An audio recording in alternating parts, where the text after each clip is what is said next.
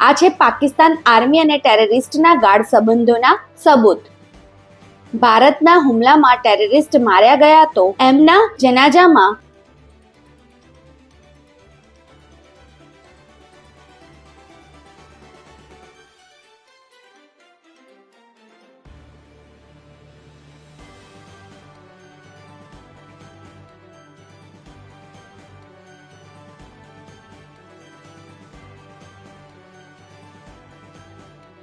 ભારત પાકિસ્તાન આર્મીને ઠંડુ નહીં પાડે ત્યાં સુધી ટેરરિઝમ બંધ થશે. આ છે પાકિસ્તાન આર્મી અને ટેરરિસ્ટના ગાઢ સંબંધોના સબૂત. ભારતના હુમલામાં ટેરરિસ્ટ માર્યા ગયા તો એમના જનાજામાં